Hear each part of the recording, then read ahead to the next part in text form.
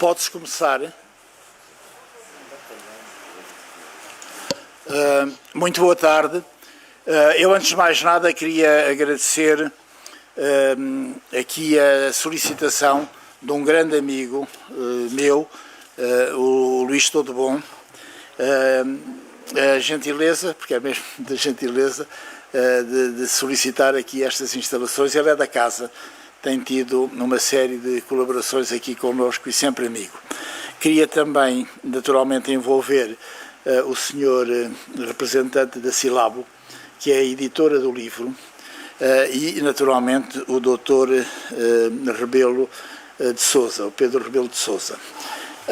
E queria saudar os senhores embaixadores e as senhoras embaixadoras que estão cá, os representantes das embaixadas, nomeadamente a senhora embaixadora de Timor, a senhora embaixadora, a senhora responsável da missão diplomática de Timor-Leste, também na CPLP, o senhor embaixador de Angola junto da CPLP, os senhores representantes da embaixada de Moçambique.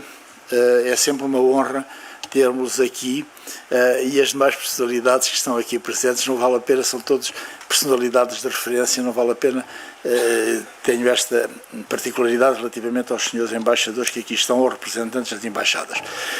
Eu tenho a enorme honra de estar aqui por várias razões que compreenderão.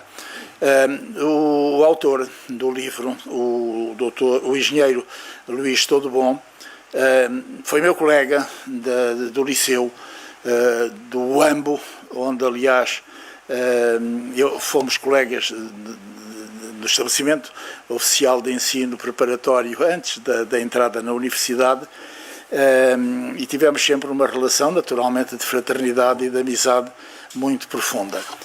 Viemos a estudar para Portugal nos anos, no final de 1965, e eu pelo menos vim para ele, veio mais tarde, mas acabámos por depois encontrar-nos em Portugal em várias situações decorrentes das atividades múltiplas que tivemos. Eu fui dar com ele como responsável do Instituto de Turismo de Portugal, a desenvolver um trabalho notável aí, mais tarde como presidente da Portugal Telecom, e também desenvolveu um trabalho notável, e é verdade o que vos digo com toda a sinceridade.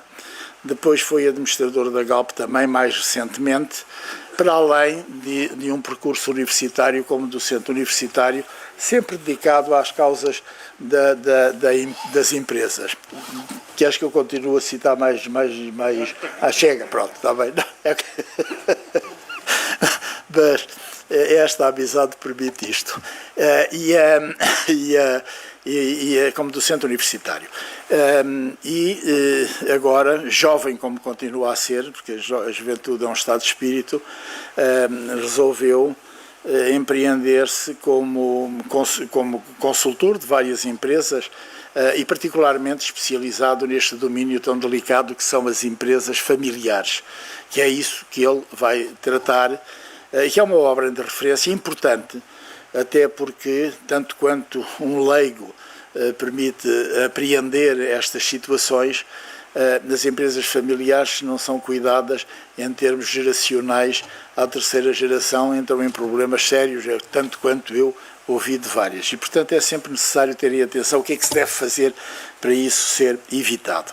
Não vou falar sobre o livro, naturalmente. O Pedro Rebelo de Sousa, de certeza absoluta que ele já esqueceu, nós fazemos diferença de idade, ele é um jovem, tem 70 anos, mas quando eu já andava nas advocacias, eu vou fazer 76, portanto você para mim é um jovem, mas ele já se esqueceu.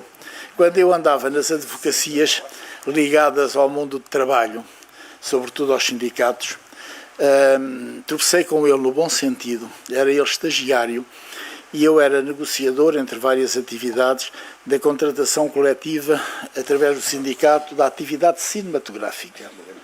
Lembra-se bem? Estava eu a representar a Luz ao Mundo. Exatamente. Representava já então o mundo empresarial, que era a Luz ao Mundo. E era dos moderados. Exatamente.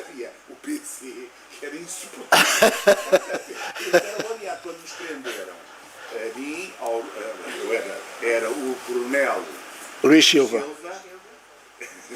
O Gerardo Castelo Lopes. Exatamente. Que então dizia, cada vez que havia uma reivindicação, dizia: querem champanhe? A gente dá uma garrafa de Marco.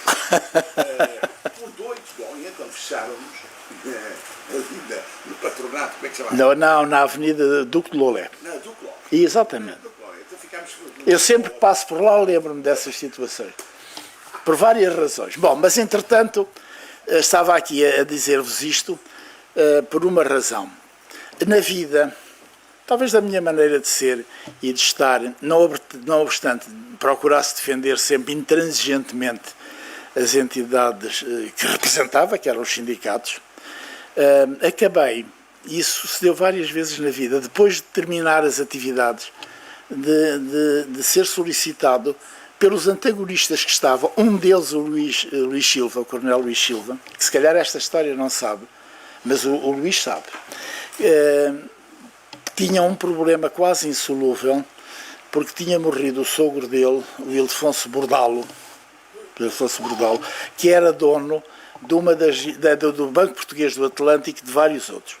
Eu tinha saído do mundo sindical e ele telefona-me e diz: "Ó, Sr. Doutor, não leva mal", ele era muito cerimonioso e tinha escritório da Luz ao Mundo à frente do meu escritório, na Praça da Alegria, lembra-se, ó, Sr. Doutor? Bom, eu vou lá ter com ele e ele diz: "Ó, Sr. Doutor, não leva mal, eu tenho um problema sério." Eu disse: "Mas qual é?" Morreu o meu sogro, Ildefonso Bordalo, pessoa que eu registrei porque um dia, até lembro-me do sítio, eu era muito jovem, em Massamá, estava com o mundo sindical e com o mundo do tenente-coronel Luís Silva, e ele apresentou-me o sogro, um homem simplicíssimo, que era um homem marcante do mundo empresarial. E eu perguntei-lhe: "Olha uma coisa, ninguém lhe vê uma fotografia, uma entrevista, mas o senhor é um grande empresário, a que é que se deve isso?" Eu vou-vos dizer o que ele me respondeu. E vocês comparem com o mundo de hoje. "Ó, senhor doutor, o mundo dos negócios é um mundo do segredo, e a alma é mesmo o segredo." Portanto, estão a ver, não aparecia, pura e simplesmente. E então, bom, lá me contou a história dele. O que vos vou contar é totalmente verdade. Verdade nua e crua. Aliás, eu escrevi isso. E ele disse-me: "Olha, eu gostava muito que você via o seu jeito, a interpretação dele, para a atividade negocial. E eu tenho um problema sério com os meus filhos, e com o meu, para dividir a fortuna, uma mesma fortuna enorme. Você pode me ajudar?" Eu disse: "Posso. Então, olha, vamos falar com o meu advogado", que era um advogado famosíssimo de Cascais, que me levou, e quando eu chego, ele gostava muito de pintura, o advogado vira-se para mim e disse assim: "Você é o Gauguin Chapado, o Gauguin." Porque era um admirador de pintura. Bom, lá tive que fazer a negociação com os advogados de Luís Silva, dizendo-lhe o seguinte: hoje isso seria impossível, tenho que dizer isso em segredo. Porque eu disse ao tenente-coronel: "Olha, isto é uma fortuna intraduzível, mas eu vou-lhe dizer uma coisa, você não me vai pagar um tostão, porque eu saio do mundo sindical e eu não quero que me venham acusar de eu estar a ser vendido aos patrões." E foi assim. Calculam que aquilo correu maravilhosamente bem, ele resolveu todos os problemas, e de tal maneira que quando eu fiz 70 anos, tu lembras-te, Luís, ele deu-me uma caneta, tu lembras-te disso? Tu foste lá aos meus 70 anos. Lembras-te da caneta que eu mostrei? Era do Luís Silva, que o Luís Silva me deu, e com a fotografia. Não te lembras disso? Bom, isto para dizer o seguinte, da relação como é que eu conheci o Pedro Rebelo de Sousa. Claro que eu, sempre modestíssimo advogado, e ele brilhantíssimo advogado, com um escritório, daqueles escritórios de facto de dimensão superior, e foi sempre um querido amigo. Ficámos amigos por várias razões. É que o Pedro é um homem que tem a alma em Moçambique, e o Luís em Angola. E isso aproximou-nos muitíssimo. O Luís pela amizade desde criança, dos bancos da escola. E volta e meia ainda mordemos a língua a contar as desditas várias e rimos-nos muito. O Pedro foi sempre um querido amigo, é verdade. Não falamos tanto, porque ele é grande e eu sou pequenino, apesar de não parecer, na advocacia. E tornámos-nos amigos, e depois eu acabei também por ter uma relação muito próxima com o seu irmão, com o António, que aliás vou almoçar com ele no dia 5. Estou a revelar uma coisa que não devia, até porque não falamos de política, como deve compreender. E também com o irmão mais velho, que é o Marcelo, porque era do curso a seguir ao meu. Exatamente. E a seguir ao meu. Ele faz de mim uma diferença de 1 ano. Nem chega a 1 ano. Bom, razões bastantes para saberem que eu estou muito satisfeito de estar aqui, descontraídamente, com muito gosto das pessoas que aqui estão todas, conheço todas praticamente, e isso é devido também muitíssimo à importância da amizade, da solidariedade e da... Há pouco ali falando com o Sr. Embaixador, isto depende muito das pessoas. Eu nunca deixei de ser transmissário das minhas convicções, do que penso da vida, do que sou, mas dei-me sempre bem com toda a gente, de qualquer partido que fosse. É verdade isto. O Pedro também sabe disso, porque o Pedro está mais à esquerda que eu, como devem calcular. Muito obrigado a todos, parabéns, Rui. Aqui estou à direita. Mas é uma coincidência. Estou a brincar, Pedro. Muito obrigado a todos. Desejo, Luís, os maiores sucessos na tua obra, na tua atividade. Agradeço muito ao Dr. Pedro estar aqui presente e também ao editor que se prontificou naturalmente a estar nesta casa. 2 notas finais só. Esta casa tem 60 associadas a cidades dos países de língua oficial portuguesa. Tenho queridos amigos, o Sr. Embaixador Oliveira Engós, as senhoras embaixadoras de Timor-Leste e da CPLP, junto da CPLP, mas Timor-Leste. Nós temos uma grande atividade em Timor-Leste, numa candidatura que apresentámos, e a senhora embaixadora tem sido impecável para connosco. Além de tudo mais, nesta nota final, há 2 iniciativas que eu queria fazer registrar para quem quiser vir cá, que é no dia 31 a apresentação de uma obra evocativa do 25 de Abril, dos 50 anos de 25 de Abril, que é apoiada institucionalmente pela Comissão comemorativa do 25 de Abril. É uma obra do Alfredo Cunha, de fotografias do Alfredo Cunha, quer do período colonial, quer do período que cobre a independência, depois do 25 de Abril propriamente. Vale a pena verem a obra. Porquê? Porque vão estar aqui também pinturas, 4, de fotografias dele próprio e de trabalhos sobre as fotografias do Vils, que é, como sabem, um grande artista mural, ficou conhecido assim.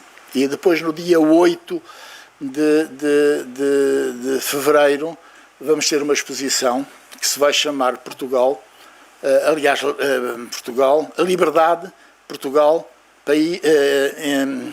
local de encontros, que é sobre o 25 de Abril, com artistas plásticos de todos os nossos países de língua oficial portuguesa. Vale mesmo a pena. Para o vosso apetite, estará cá a Joana Vasconcelos, estará cá a Graça Moraes, o Olé de António Olé de Angola, vários de Moçambique. Vale mesmo a pena. Muito obrigado por tudo.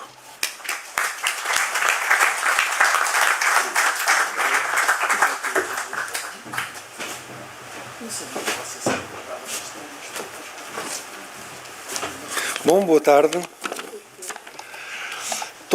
A primeira nota para dizer que estou muito satisfeito em estar aqui na UCLA. Um dos vetores definidos na nossa missão é ser um suporte da afirmação do pensamento em português, e foi esse um dos motivos que teve na base da nossa fundação.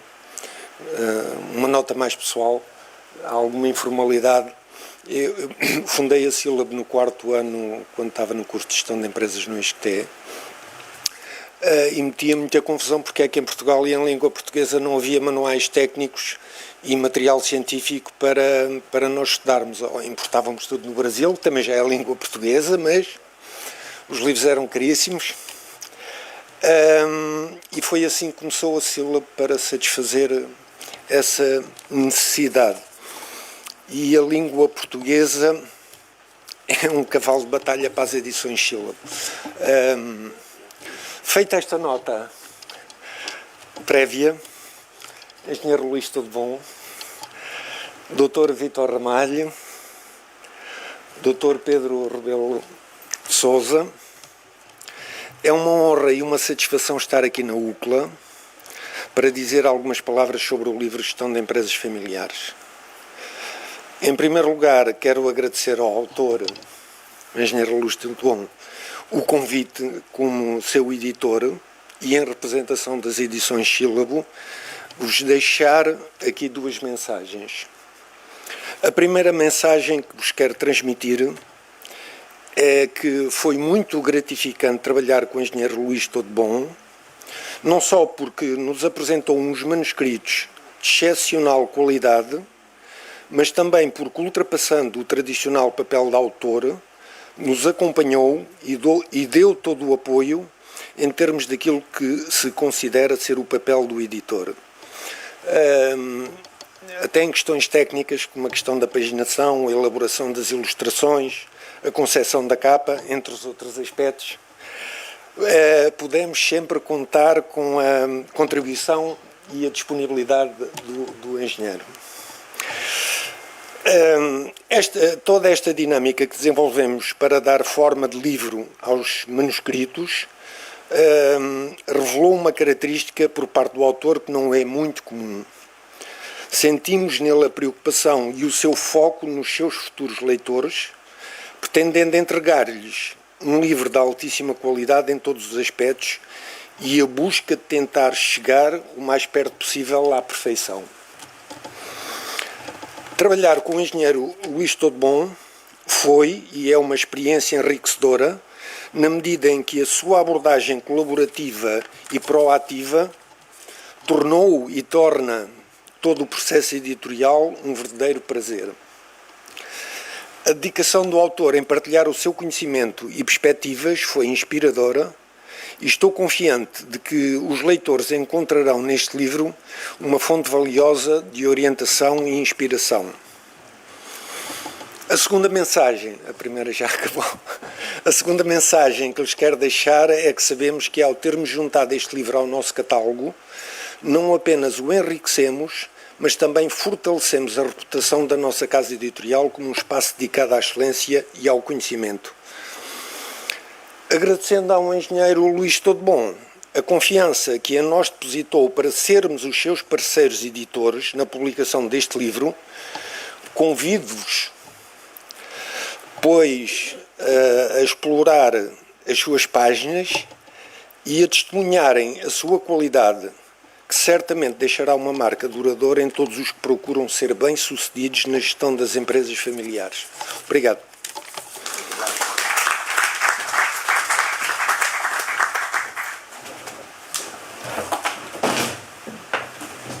Não se assustem, porque não vai ser uma apresentação muito longa e muito incómoda para todos. Para mim é um momento de particular felicidade e feliz porque por várias razões. A primeira, por estar na UCLA e estar com o Vítor Ramalho. Ele lembrou-se uma coisa que eu me lembro, claro, como é natural, eu estava a começar a carreira e ele já era mais velho.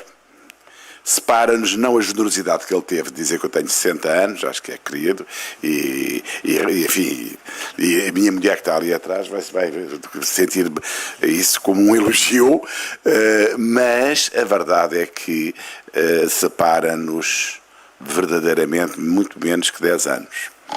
E, que é uma forma simpática de dizer quanto é que tenho. E lembro-me muito bem. Mas pela UCLA, primeiro antes pela UCLA, porque tendo ao longo de décadas colaborado com esta instituição, nós começámos, creio que na época de que aquele senhor era o secretário-geral, a colaborar com a UCLA para a parte jurídica, pro bono, que é uma coisa que é salutar fazer no escritório de advogados. E, portanto, para mim é sempre uma honra voltar a esta casa e ela representa, pelo menos para mim e para nós, até no próprio escritório, aquilo que o universo da lusofonia tem de bom e que pode construir. Daí eu devia ter começado por fazer, enfim, o protocolo. Eu adoro o protocolo moçambicano, porque refere uma individualidade, depois sintam-se todos cumprimentados na pessoa. Portanto, eu diria, Sr. Embaixador, Sra. Embaixadora, senhores, a Sra. Representante de Timor-Leste na CPLP, há outros representantes diplomáticos e minhas senhoras, meus senhores. Portanto, pela UCLA, pelo Vítor Ramalho, porque o Vítor Ramalho é uma figura particular e com uma dimensão humana que tem a ver realmente com a dimensão, as dimensões dos horizontes africanos. E os horizontes africanos são diferentes dos europeus. Ele tem essa grandeza. E quando era um jovem neófito nas lides da advocacia, ele foi sempre muito colaborante, porque eu estava ali realmente estupefacto, primeiro com o tema, eu estava realmente pela luz ao mundo, já nem me lembro quem é que era o advogado do Gerard Castelo Lopes, já não me lembro quem era. Eu estava com o Sindicato do Cinema. Ah, você estava com o Sindicato do Cinema. E nós, foi a primeira vez que se negociavam, não é verdade? Anteriormente havia os grêmios e os sindicatos, era a primeira vez que já não havia grêmio, havia o sindicato patronal, isto tudo passava-se tudo, se não estou em falha, em 76 para 76. Em 76, passámos assim alguns dias, noites juntos, o que fez naturalmente alicerçar, noites longas, alicerçar com, enfim, acesso limitado à casa de banho. Portanto, foi sempre uma experiência que me marcou os primeiros anos da advocacia e depois acompanhei o Vítor, porque fomos encontrando em várias vicissitudes. Foi sempre de uma extrema abertura e amizade, quando esteve ligado ao presidente Mário Soares, noutras encarnações, não vinha aqui à causa, mas em todas elas foi sempre uma pessoa de uma generosa amizade. Portanto, uma palavra muito grata e sempre muito afetuosa para o Vítor Ramalho, que tem sido um homem dinâmico e um homem da lusofonia, na medida em que ele é, ele próprio, o paradigma do que é a lusofonia. Pelo tema, pelo autor e pela obra. Vamos então, sabe que isto aqui os engenheiros temos em comum, aliás eu vou dizer isso, a lógica, a matriz da lógica e de um certo cartesianismo. Pelo tema, desde o início do meu exercício da advocacia, já lá vão mais de 46 anos, e depois, mesmo no setor da banca, fui confrontado com a temática da empresa familiar. Realidade nuclear, em muito abrangente nos contextos europeu, nacional, brasileiro, porque eu vivi nele e trabalhei nele, para não falar nos países africanos, em particular o Angola e Moçambique, pela sua dimensão. Como autor, comungo da ideia de que os conflitos de família, na família, não são na sua maioria, não são na maioria os principais geradores dos insucessos da empresa familiar. Mas sim são os insucessos, como aliás diz o autor, os insucessos e o mau desempenho da empresa familiar que estão na origem dos conflitos e na desagregação familiar. Porque é seguir um princípio muito básico. Casa onde não há pão, todos ralham, ninguém tem razão. Pela própria natureza atomística do tecido empresarial português, torna-se fundamental enquadrar um tratamento mais holístico e prático do que importa pedagogicamente mudar na vida empresarial familiar, ao longo, se possível, de múltiplas gerações. Veja-se o caso de outras economias, bem mais dinâmicas, muito mais, em termos de dimensão, com dimensão muito mais ampla que a portuguesa, onde os grupos familiares são o verdadeiro coluna vertebral, o backbone da atividade económica, e nomeadamente a economia alemã, a italiana e a espanhola.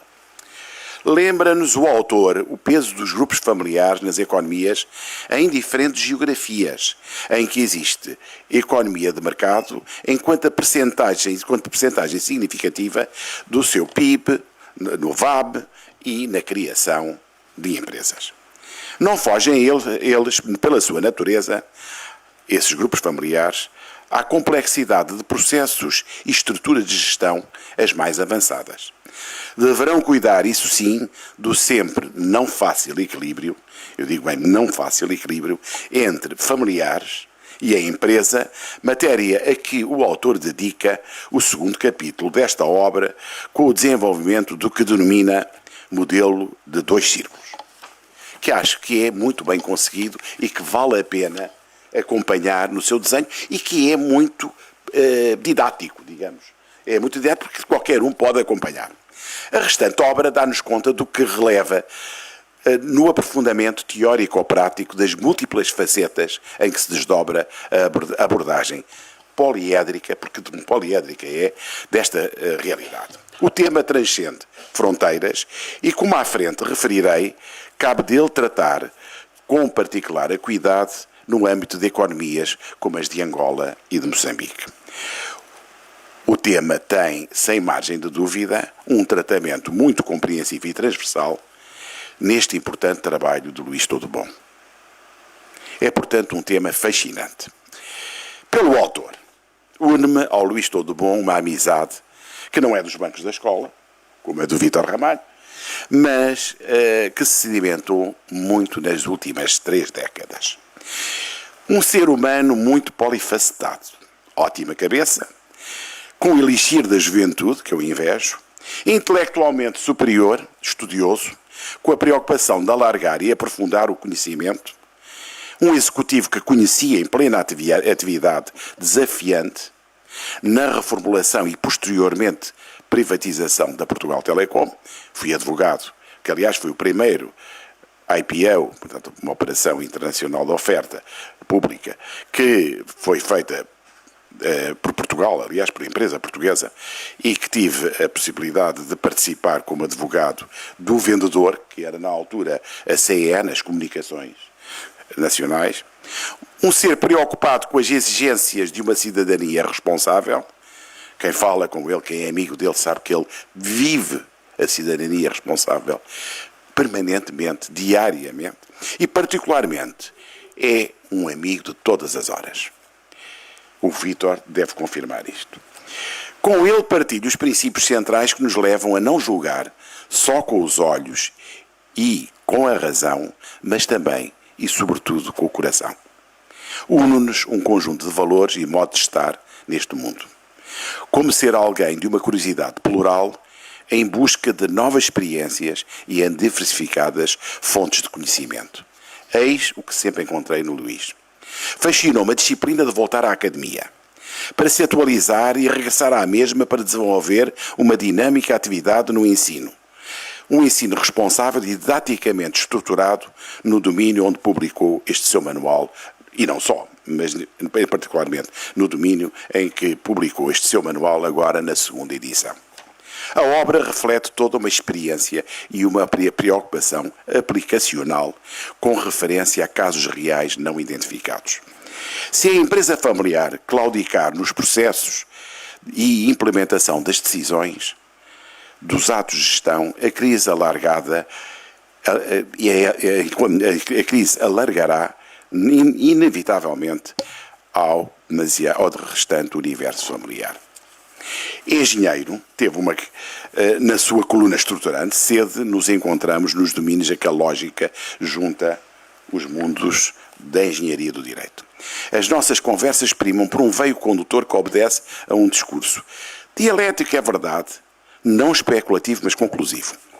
Une-nos uma, quiçá, megalómana largueza de horizontes que a vivência africana emprega nos que amam verdadeiramente aquele continente. E eu creio que é, aliás, o que une aqui, pelo menos 3 dos que estão aqui neste lado.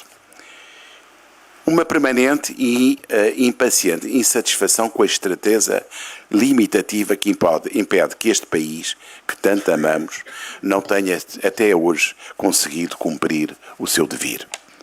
É a dinâmica entre a ética e a responsabilidade que está na gênese da Corporate Governance, hoje o incontornável no universo da ESG, que deve dominar as preocupações do mundo empresarial e dos stakeholders que com a mesma interagem. É esse o foco permanente da abordagem adotada. Uma referência especial ao apoio que o Luís desde cedo deu ao IPCG. Sendo seu presidente do Conselho Geral, eu tenho que fazer uma referência. Quer no primeiro grupo de trabalho que se debruçou sobre os grupos familiares, está aqui um outro elemento, a engenheira Esmeralda Dourado, que participou desse exercício, quer noutras iniciativas das quais cabe ressaltar o curso intensivo para não executivos, que entra em mais uma edição, hoje anunciada, que vai ocorrer este primeiro semestre e que tem sido um sucesso. Sucesso em Portugal e sucesso com participantes vindos de outros países de língua, de países lusófonos. Por tudo isto, e independentemente aqui fazer, enfim, a nota curricular que o nosso Vítor Ramalho fez, só notei, como disse ao Luís, que ele omitiu-se ter sido secretário-geral. E diz o Luís, pois é que secretário-geral, secretário de Estado, perdão, secretário de Estado, diz ele, hoje secretário de Estado não é recomendável mencionar ao ler um currículo. Mas por tudo isto, um pedido do Luís, para mim, é naturalmente uma ordem. Finalmente a obra, que é o que eu já devia ter falado e não falei. Não há, creio, não há mesmo, mas quer dizer, bom princípio dizer que julgo. Na nossa produção teórica, obra alguma que aborde este tema como esta se empenhou em fazer. Desde o enquadramento do, aliás, merecido equilíbrio desejável e decorrente risco estrutural, à descrição de funções e responsabilidades dos principais atores na vida empresarial e na vida dos grupos familiares, relacionamento entre os membros e os não membros da família e outros aspectos essenciais de corporate governance das empresas e da família, tudo é percorrido com rigor e lastro bibliográfico. Toda a ótica estratégica merece particular desdobramento com uma apreciação muito interessante dos fatores de sucesso associados a sucessivas gerações e relacionados com a estratégia de diversificação e interação com o mercado de capitais. Isto é crucial.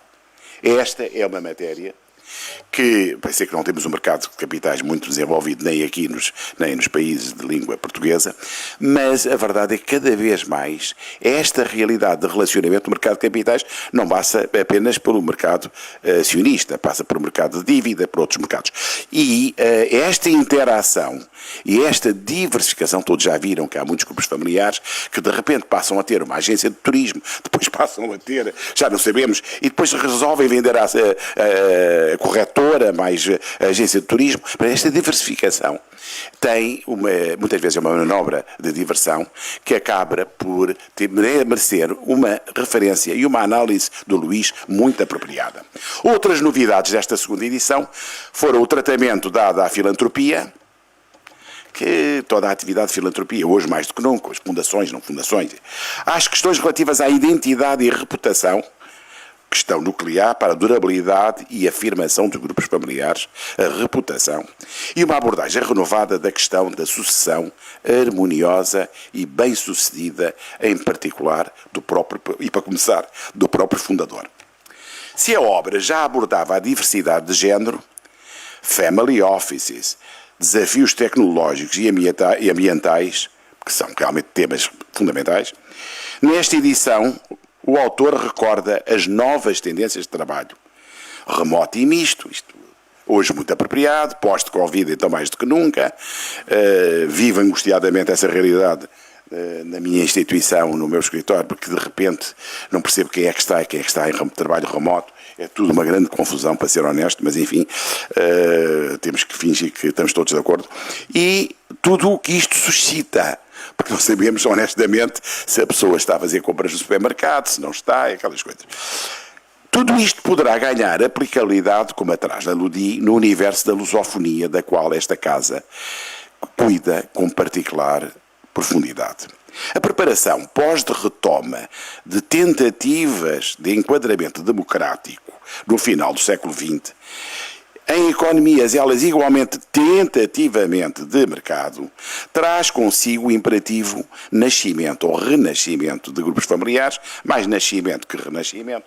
O renascimento foram muitos casos, familiares que devem mergulhar neste livro com o maior interesse e, por favor, leiam-no com os olhos do que sucedeu nos últimos 20 anos em Angola e, em particular, em Angola e Moçambique.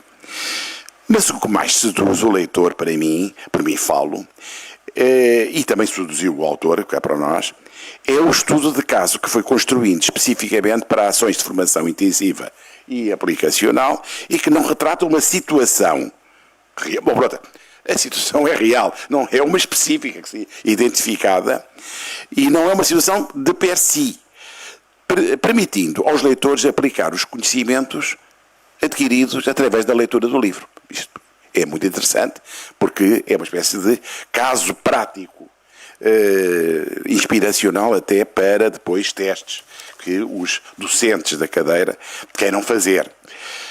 Eu sou dos que acreditam que o mundo só pode evoluir se deixarmos a mera superficialidade do cumprimento formal ou subjetivo de fórmulas e processos para abraçar o aprofundamento substantivo e mais profundo do que está subjacente à forma dita adjetiva. Essa angústia de quem quer combater, não só no discurso oral, mas também na obra escrita, o mundo virtual, aquele mundo da espuma, o mundo dos tick the boxes, como muitas empresas que nós sabemos colapsaram nos meados da década anterior e que, na verdade, ganhavam prémios de corporate governance. Havia grupos familiares que ganharam prémios dados por reconhecidas universidades de Portugal. Portanto, não estamos a falar. E eu acho fascinante porque isso a mim interessa muito mais, e ao autor, e portanto é importante porque a obra reflete isso, fazer da praxis, do nosso cotidiano, da nossa atuação, uma afirmação permanente dos valores que estamos a postular. E no ensino, em que sublimou uma vocação algo adormecida durante o seu período de vida política e empresarial, une-nos também a certeza, prezados amigos, amigas e amigos, de que na cultura e no saber só se perde o que se guarda e só se ganha o que se dá. O livro é para muitos, sem dúvida, um imperativo de leitura e consulta. Está de parabéns e merece aplauso o autor.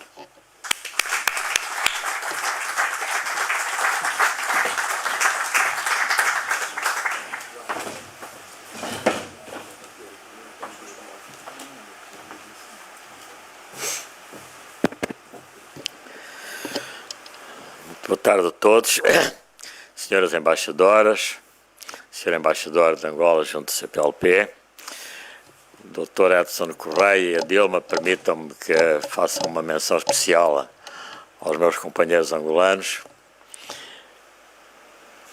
e à mesa que está presente nesta sessão. Muito obrigado a todos por terem vindo e por estarem aqui conosco. O Vítor Ramalho não é bem um amigo meu, o Vítor Ramalho é meu irmão, vamos lá ver. Em Angola, como sabem, o conceito de família angolana é um conceito de família alargada, portanto, para mim, o Vítor Ramalho é o meu irmão. Um irmão em que nos acompanhamos já há mais de 50 anos. Nos acompanhamos há mais de 50 anos. E que partilhamos muitas coisas, muitas preocupações sobre os nossos dois países. Sobre Angola e sobre Portugal. O Vítor é do PS, como sabem, eu sou do PSD, como sabem, mas isso, o Bloco Central só existiu durante algum pouco tempo, se calhar valia a pena. É um PS moderado.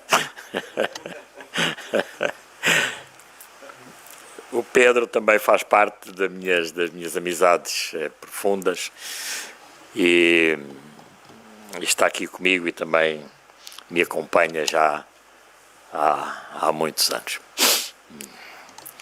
E também temos uma relação profissional, pessoal, empresarial, etc. E ele tem a responsabilidade, ele tornou o Instituto Português de Corporate Governance uma entidade da sociedade civil, respeitada e atuante. Fez aprovar um código de mercado, código de governance, não público. Portanto, o código que existia antigamente era do CMVM e, portanto, nós conseguimos libertar, digamos assim, a sociedade portuguesa desta pressão pública que só atrofia esta sociedade. Isto deve-se a ele, à persistência, digamos, à capacidade de negociação e à capacidade de resiliência, que é um conceito que é muito caro aos engenheiros. O Manuel Robalo é um querido amigo também, ele foi aluno do ISCTE, o irmão dele foi meu colega, ele reformou-se agora, o António Robalo foi meu colega também como professor do ISCTE, e a Sílabo tem tido um papel muito importante, de facto, de divulgação de obras em português, de obras científicas, de obras técnicas e de obras tecnológicas. Ele publica praticamente tudo o que os professores do ISCTE publicam e tem tido um papel muito relevante nesse sentido. Eu sou do técnico, portanto formei-me no técnico, como a Esmeralda, que está aqui, a minha querida amiga Esmeralda. Depois fiz o MBA na Nova e fui professor do ISCTE. Durante 30 anos ainda sou professor nos executivos. Estão aqui dois colegas meus, que é a professora Generosa do Nascimento e o Carlos Nogueira, e nós os três lecionamos um curso intensivo e aplicacional para a gestão de empresas familiares. Vamos começar agora a 4ª edição em abril e, portanto, o curso tem sido um sucesso. Nós limitamos a participação a 25 participantes e temos tido nesse curso quadros e gestores de empresas familiares, membros e não membros da família. E temos vindo a transmitir esta mensagem de que é necessário, digamos, melhorar a gestão das empresas familiares, que é um aspecto fundamental das empresas para a sua continuidade. Quando eu publiquei a primeira edição do livro, que foi há 3 anos, mais ou menos, ou 4, a reitora do ISCTE, a professora Maria de Lourdes Rodrigues, fez aprovar em tempo recorde uma cadeira facultativa e opcional no 4º ano de gestão, portanto, no 1º ano do mestrado de gestão do ISCTE, para os miúdos, para os alunos dos mestrados em continuidade. Este ano vai ser a 3ª edição, julgo eu, ela é coordenada pela professora Generosa do Nascimento, e eu julgo que este é um modelo que nós devemos prosseguir para melhorar claramente e para contribuir claramente para a melhoria da gestão das empresas familiares do nosso país, porque elas não são só maioritárias, elas são relevantes, elas são críticas. Há setores onde só há empresas familiares. O setor da construção civil só tem empresas familiares. Se as empresas familiares da construção civil forem mal geridas, desaparece a construção civil em Portugal. O setor têxtil praticamente só tem empresas familiares. O setor de moldes e plásticos na Marinha Grande, em Leiria, só tem empresas familiares. Vamos ver, o tecido das empresas familiares em Portugal não é relevante. É fundamental, é crítico, é único. E onde nos preocupamos com ele, ou o país vai empobrecendo e empobrecendo, enquanto empobrecer lentamente, como eu costumo dizer, não é muito grave, se empobrecer rapidamente é que é pior. E, portanto eu julgo esta decisão de criar, digamos, esta cadeira facultativa, opcional, é uma decisão fundamental, é uma decisão estrutural, porque é começar com os miúdos de 20 e tal anos, explicar. A professora Generosa costuma-me convidar para eu ir lá à segunda aula, falar com eles. Conhecem o autor do livro e tal, e falamos um bocadinho com eles e tal.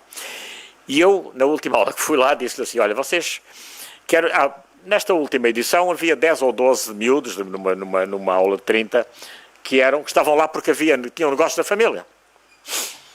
E eu disse, olha, eu tenho 2 más notícias para vos dar. A primeira má notícia é que gerir uma empresa familiar é muito mais difícil do que gerir uma empresa não familiar. E eu estou à vontade porque já administrei umas e outras.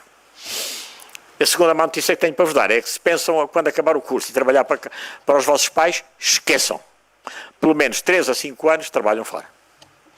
Numa empresa de auditoria, numa Deloitte qualquer, KPMG, onde quiserem. Menos na empresa dos vossos pais ou dos vossos tios. E quando os vossos pais começarem a insistir para vocês irem trabalhar para a empresa, pá, vem trabalhar para a família, trabalhas para o que é nosso e tal, você responde, ó pai, eu não estou à procura de emprego, eu tenho emprego, pai.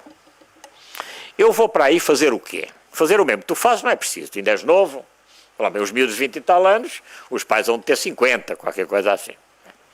60 agora, que eles agora costumam ter filhos mais tarde. Os meus filhos, por exemplo, estão a ter, as minhas netas estão a nascer agora, finalmente, mas já devia ter grandes e não tenho. Bom, agora, ó pai, se é para mudar, para fazer um novo processo de crescimento, etc., ó pai, tu contas comigo. Este processo é lento. Reparem uma coisa, nós temos 10, 20 miúdos por ano. Devíamos ter mais, devíamos ter 100, 200. Mas é um processo consistente e é um processo estrutural. Eu sou obcecado pelos processos estruturais. Porque são os únicos que dão frutos. A conjuntura e, digamos, estas espumas do dia não serve para nada. Não serve para nada. Esta minha presença aqui tem uma grande razão de ser, para além da minha alma angolana, para a minha alma africana, tem uma razão de ser que é a seguinte. Angola, eu conheço mal Moçambique, mas Angola e Cabo Verde conheço com as minhas mãos. Angola só tem 2 tipos de empresas do Estado e empresas familiares. Não tem praticamente empresas não familiares, não conheço nenhuma empresa. E tem empresas internacionais, claro. Lá está, digamos, a Exxon e as outras empresas petrolíferas, mas não tem mais nada de empresas nenhumas. As empresas familiares que eu conheci em Angola têm déficits de gestão razoáveis. E a melhoria da gestão das empresas familiares em Angola é crítica para a melhoria daquele país. Para criar riqueza, para diminuir, digamos, a fome e a pobreza e para a afirmação da comunidade empresarial angolana no seu próprio país. Isso é fundamental, fundamental. O meu amigo Duarte Pita Ferraz, que só não nasceu em Angola, mas também é quase tão angolano como nós, como aliás o Carlos Nogueira também só não nasceu lá, mas viveu sempre na Gabela, etc. O Duarte apresentou um livro, que é um calhamaço de 800 páginas, sobre corporate governance aqui há uns meses. E fez uma sessão um bocadinho mais exuberante do que esta. Esta é uma sessão singela, como eu gosto que elas sejam, e com uma mesa redonda e tal. O Vítor Bento fazia umas perguntas e tal, e trouxe uns angolanos, trouxe o Carlos Feijó, que é, digamos, o grande produtor, digamos, de legislação angolana, e trouxe mais uma administradora, que eu agora não me lembro do nome, da Sonangola e tal. E então, eles fizeram na crítica da análise, fizeram ao livro, é pena que o Duarte não tenha tratado mais intensamente o modelo de governance das empresas familiares, porque o Duarte tem um capítulozinho pequenino sobre empresas familiares num livro de 800 páginas. Bom, este livro só tem 400 páginas e tem 3 capítulos sobre governance de empresas familiares. Porque tem o governance das empresas, governance da família e governance das empresas familiares. As empresas familiares têm 2 problemas só. Só 2. Tanta a gente fala da sucessão e tal. A sucessão não é problema nenhum. Tem 2 problemas. Problemas de governance, ou seja, como é que é o governo da empresa. Quem detém o poder, quem nomeia, quem desnomeia, quem detém o poder, quem manda na empresa. Governance. E tem um segundo problema que é a gestão. Quem administra, quem cria valor, quem vende bem, quem produz bem. Não tem mais problema nenhum. As empresas familiares bem geridas não têm problema nenhum de sucessão. Nenhum. As empresas que têm problemas de sucessão são as empresas mal geridas e mal governadas. Uma empresa que tenha um protocolo de família rigoroso, que é governance da família, que tenha conselhos de administração bem nomeados, governance da empresa, que tenha tudo isto e que, além disso, tenha uma administração eficiente, que ganha dinheiro, que tem margens de rentabilidade elevadas, não tem problema nenhum na sucessão. Nenhum. A empresa que não tem isso tem problemas enormes na sucessão. E a sucessão, portanto a empresas familiares só têm estes 2 problemas. Eu habituei-me a focar no que é essencial. O resto é acessório. O livro tem uma série de capítulos, mas os capítulos fundamentais são 2, ou 3. São os 3 de governance, E são os capítulos sobre estratégia de crescimento e estratégia das empresas. São os capítulos fundamentais do livro. Depois também falam na filantropia. A filantropia é importante? É. Falam na gestão de conflitos. A gestão de conflitos é importante? É. Falam na sucessão. A sucessão é importante? É. Mas todos eles são capítulos secundários em relação a estes dois primeiros. Eu costumo dizer aos meus alunos, quando dou neste curso executivo, eu costumo dizer-lhes o seguinte: a grande questão que se põe a uma empresa familiar é esta. A partir destes... as empresas familiares não são empresas que são de uma família. São empresas que são de uma família e que essa família quer que continue na família.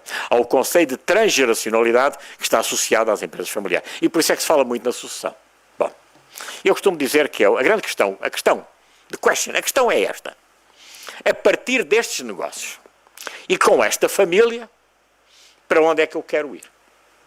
Esta é a questão fundamental das empresas familiares. Ou seja, eu parto de um conjunto de negócios que posso mudar todos. Mas eu parto de uma família que não mudo. A família é aquela, não tenho outra família. A família pode ser disciplinada? Pode. A família pode ser mobilizada? Pode. A família pode ser motivada? Pode. A família pode ser instruída? Pode. E deve. Mas não pode ser mudada. E esta realidade, que é uma realidade, pode estar bem, mas isso é um constrangimento enorme na chamada teoria, digamos, das ligações, é um constrangimento com que as empresas familiares vivem. É? Não é. Se eu tiver uma família fantástica, é ótimo. As empresas familiares, quando isto é bom, são fantásticas, são muito melhores que as outras. Tem taxas de rentabilidade, alguma delas. Eu colaboro com um grupo familiar que tem taxas de rentabilidade que eu considero obscenas, altíssimas. Muito bem gerida. E, portanto, a família, aliás, há um autor, que é um autor americano, um autor alemão, as empresas familiares mais bem geridas são as empresas alemãs, por razões várias que não tenho tempo para vos explicar. Mas há um autor que é o Zellweger, que é um suíço alemão, e que desenvolveu um conceito, que é o conceito de familyness. Familyness, e o que é familyness? A familyness, ele diz, é na teoria dos recursos, é um recurso único que as empresas familiares têm, e que resulta da boa relação entre a família e o grupo empresarial e que tem a ver com a identidade, com a capacidade de harmonia, com a capacidade de se dar com as forças políticas, etc., com o chamado lobby da família, e que só as empresas familiares é que têm. Porquê? Porque são perenes, porque estão sempre lá, porque o nome está lá, porque é sempre o mesmo interlocutor, etc. As empresas familiares não. O Conselho de Administração muda todos os 3 anos, o Conselho Executivo muda todos os 3 anos, as empresas familiares não. O dono, a família, está lá sempre. Uma das razões do sucesso da economia alemã tem a ver com as empresas familiares alemãs, que resistem melhor nas épocas de crise e que os bancos apoiam nas épocas de crise, os bancos regionais. Porquê? Porque os conhecem. Porque sabem que são gente séria, porque sabem que são gente que trabalha e que pagará e que está a passar dificuldades, mas eles vão resistir e vão melhorar. Isto são as empresas familiares. E porquê é que eu estou aqui? Porque eu gostava muito que as empresas familiares de Angola, de Moçambique, da Guiné e de Cabo Verde pudessem ter esta capacidade de afirmação, de melhoria, de resposta, digamos, às necessidades dos seus povos. E, portanto, eu desafiei o Manuel Robalo, que é o meu editor, e com quem eu me dou muito bem, devo dizer. Aliás, o livro tem... Já agora só mais uma nota sobre o livro, que é o seguinte: o livro é um livro muito pragmático. O livro é ensina a fazer. Aliás, disseram assim, os consultores compram o teu livro e começam a fazer consultoria. Ainda bem, essa história do segredo e tal, eu ligo pouco a isso. Portanto, compram e fazem a consultoria, ainda bem. Logo se vê depois que consultoria é que fazem.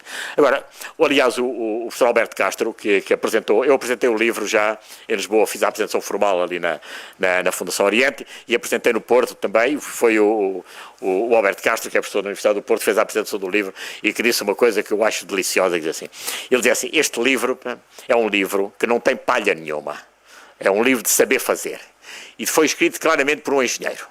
E ele dizia assim, se fosse um economista, o livro tem 400 páginas, se fosse um economista tinha 600, e se fosse um licenciado em Direito tinha 800, e portanto, e toda a gente achou que era verdade. Bom, e portanto, o livro tem essa característica pragmática, digamos assim, de aplicação direta. Tem fórmulas, tem metodologias, tem recomendações, tem tudo de aplicação direta. E tem, de facto, um estudo de caso que me divertiu imenso fazer, porque tem a ver com isso. Eu fiz um desafio ao Manuel Rebalo, que é, Manuel, veja como é que consegue fazer chegar o livro para aos nossos países africanos. Eu sei que há o problema da moeda e os problemas, mas há de haver uma maneira qualquer. Falo com as embaixadas, veja como é que nós fazemos chegar o livro.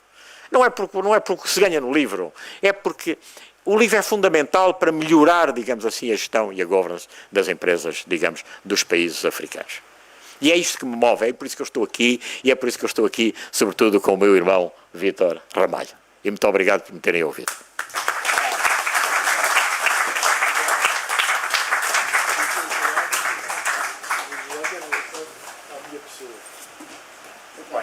Vai cenar? Então, convidado. Quero convidar-vos todos para um cálice de vinho do Porto, um Porto de Honra, e conversamos um bocadinho aqui no foyer, está bem? Muito obrigado.